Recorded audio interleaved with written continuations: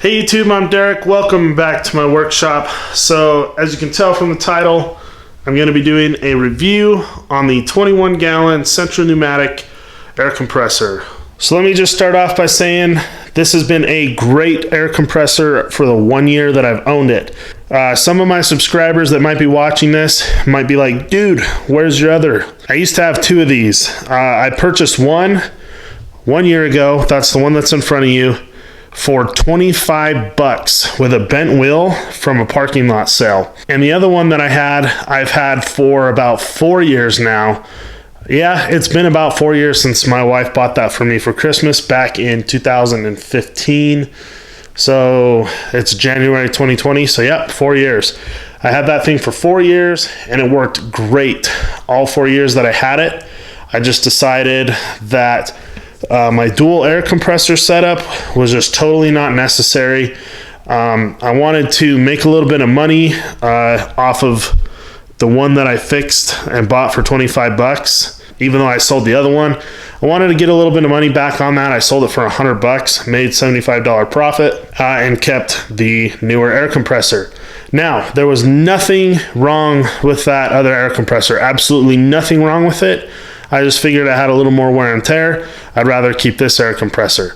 So I've got a total of 2 samples of this air compressor, one for 1 year, one for 4 years, and they've worked great so far. Both of them have done their job as air compressors. Now, they're not all sunshine and rainbows. There are some things that are problems with them that I don't like. So the first one, I'm gonna show you the thing I hate the absolute most about it, or 2 things that I hate the absolute most about these air compressors. And both of these air compressors did it, both the first and the last, and I'm just gonna show you exactly what those problems are. Because my shop doesn't have any actual power running to it, I run an extension cord into the shop on this extension cord reel that I made a long time ago. I guess it wasn't that long ago, but anyway, and then I run off of that extension cord to this 3-way, and right now I've got a welder hooked up to it, which isn't the best thing in the world, but I don't really have any other choice. And I've got this extension cord that runs across my redneck roof and lighting down here as power for my workbench over here. So I'm going to unplug that as well. I'm going to take my air compressor cord. I'm going to plug it into this, and I will be absolutely amazed if it turns on. Actually, it might, because it's nearly at 0 PSI. So let me make sure. It might turn on. There we go. So that's the first problem with it. It has to be plugged straight into the wall. I guess there's power loss over extension cords, and these air compressors are notorious for it. So I'll show you one of the problems on this air compressor that I have specifically, the one that I kept. So it might not be coming out on the video, and hopefully you can hear me okay, but the air is pretty much done draining out of the bottom of the tank, but it's still leaking out of my air water separator there. But it is not coming out of here anymore. That means I think that something's blocking that valve and keeping all the air pressure from coming out. So that's a problem. I assume probably not manufacturer. I had a different valve on the other air compressor that I had, and it definitely worked better than this one. I had no problems with it. So at some point, I think I'm going to take this one off and totally replace it. So I'm letting all the air out so I can try one more time to start this thing up, because I have gotten this to start up on the extension cord a couple of times when I've had the air compressor drained all the way down to 0 PSI, no air in it at all. It's happened a couple of times. Usually, if I'm gonna get really, really lucky, what I have to do is I just have to plug this cord straight into here. No lights on in the shop, and put some headphones on, just sit in here and wait for it to fill up and then take it out. I guess really quick, I think I started talking about this, but I didn't finish mentioning it. The reason why I got rid of my dual setup was not only to make a little bit of extra money, was also because I intended on running air tools off of this quite frequently, but I've actually been able to pick up some Bauer tools from Harbor Freight that are cordless, that are pretty much replacing the air powered tools that I needed. So just decided I just flat out all the way around don't need that much capacity for my air compressors, and I just wanted to make some money back on them. So we'll try this one more time. Actually, I think I'm gonna put some hearing protection on real quick just in case it does work.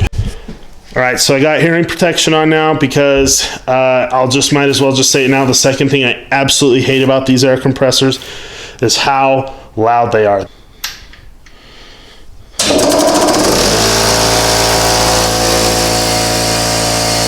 All right, guys, so it did fill up to pressure as usual. So I just wanted to touch on this one more time. I was able to fill it up off of this 3-way adapter and the extension cord. I think that's only the second time that's worked, and of course it worked for the video. If there's any pressure inside of that tank, I think maybe once or twice in the middle of the summer when it was already kind of warm, I was able to plug it straight into here and get it to work with some pressure. Most of the rest of the time I'm dragging it all the way out to the wall outlet, plugging it in, letting it fill up, and dragging it back into here. So that would tell you a little bit about the durability of the wheels. They're honestly fine. Nothing special, but they work. They've been all right. And that leads me into one of the last problems that I have with this thing. And on the original one, the one that I got 4 years ago, the plastic plug that goes into here, I don't remember how it happened, but all I can recall was that it was very irritating when it happened, and I didn't think that it should. The plastic plug that is in place of where the fill spot is for the crankcase, I guess that would be. Forgive me if I'm wrong about that.